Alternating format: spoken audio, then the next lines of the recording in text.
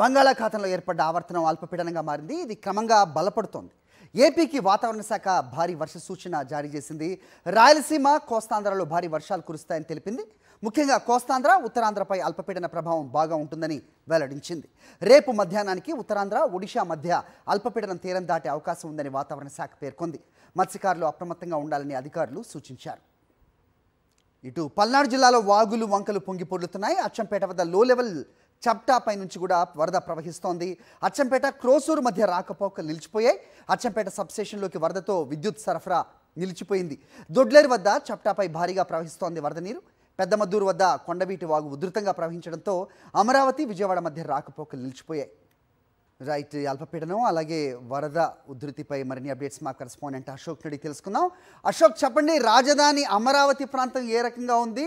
So ఈ రకంగా కురుస్తున్న వర్షాలకు చెరువుల్ని, నదుల్ని తలపిస్తున్నట్టుగా అప్డేట్స్ అందుతున్నాయి. ఏంటి వెతికిన ఇన్పుట్స్?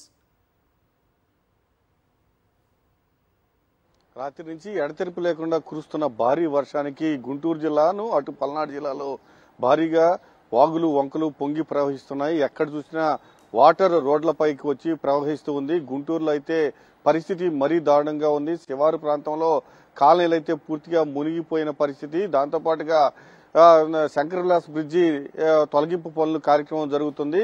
ఇదే నేపథ్యంలో ఆర్యూబీ మునిగిపోవడంతో నగరవాసులు చాలా ఇబ్బంది పడుతున్నారు. దాంతోపాటుగా గుంటూరు, తుళ్లూరు మధ్య పొట్టేళ్లు వాగు పొంగి ప్రవహిస్తుంది పెద్దపరిమ వద్ద. దీంతో పూర్తిగా రాకపోకలు తుళ్లూరుకు అలానే గుంటూరుకు మధ్య రాకపోకలు నిలిచిపోయాయి. లాం వద్ద భారీ స్థాయిలో రోడ్డుపైకి కొండవీటి వాగు పొంగి ప్రవహిస్తోంది. దీంతో తీవ్ర ఇబ్బందులు పడుతున్నారు. దాంతోపాటుగా కాజా దగ్గర కూడా భారీ స్థాయిలో జాతీయ రహదారిపైన వాటర్ వచ్చి చేరుకుంది. దీంతో తీవ్రంగా ఇబ్బంది పడుతున్నారు. దాంతోపాటుగా అచ్చంపేట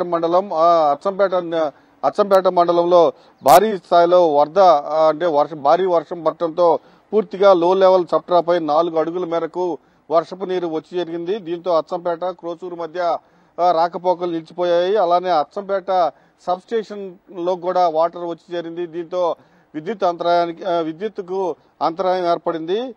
అలానే అచ్చంపేట జిల్లా పరిషత్కు భారీ స్థాయిలో వాటర్ వచ్చి చేరుకుంది. దాంతోపాటుగా క్రోసూరు మండలం దొడ్లేరుపై చప్టాపై భారీ స్థాయిలో వరద నీరు వచ్చి చేరడంతో పిడుగురాళ్ల మధ్య క్రోసూరు, పిడుగురాళ్ల మధ్య రాకపోకలు నిలిచిపోయినాయి. అమరావతి మండలం పరస, ఖమ్మంపాడు మధ్య వాటర్ రోడ్డుపైకి ప్రవహిస్తుంది. దీంతో రాకపోకలు ఆగిపోయినాయి. అలానే మద్దూరు వద్ద కొండవీటి వాగు ఉధృతంగా ప్రవహిస్తుంది. దీంతో పూర్తిగా అమరావతి, విజయవాడ మధ్య రాకపోకలు పూర్తిగా నిలిచిపోయినాయి. పూర్తిగా వాగులు, వంకలు పొంగి ప్రవహిస్తున్నాయి. భారీ స్థాయిలో నీరు వచ్చి చేరుతుంది. ఇటు అమరావతిలో కూడా భారీగా ఇప్పటికే నీరు కొండ వద్దకు భారీగా నీరు వచ్చి చేరుతుందంటే సమాచారం కనిపిస్తూ ఉంది. పూర్తిగా ఇటు చూసినా పూర్తిగా నీరు కొండ వద్ద అంటే అమరావతి రాజధాని అమరావతి వద్ద నీరు కొండ వద్ద ఎటు చూసినా పూర్తిగా కృష్ణానదిని తలపిస్తూ ఉంది. హరి. ఆల్రైట్ అశోక్.